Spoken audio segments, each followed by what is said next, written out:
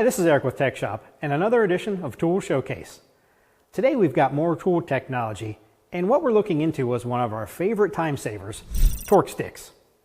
We're all familiar with these by now, but we still get a lot of questions about using extensions with a torque wrench. When you start talking about torque, it's easy to get lost down a black hole of mathematics and physics, but it's really not necessary.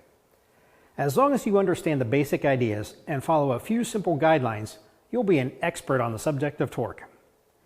Many people ask if using an extension on a torque wrench will change the torque. The answer is no.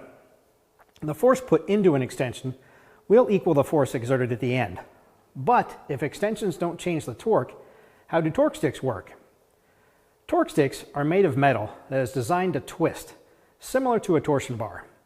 They are designed to react to the force of blows from an impact wrench, and at their specified torque rating, they will twist as opposed to transferring additional torque to the lug nut. However, air pressure and impact settings are directly related to the output of a torque stick, and so is your method of using them. They are not designed to replace a torque wrench and hit a torque spec right on the head. They are designed to save time and prevent over-torquing.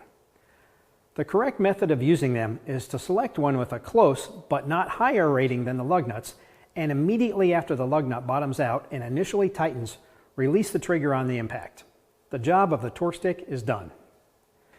Continued hammering with an impact, even with a torque stick, will over-tighten the lug nuts, and using a torque stick by hand is just like using an extension. They will not limit torque in this situation. As a final note, torque is affected by angle, meaning if you use torque adapters, wobble extensions, or U-joints, the torque will be affected.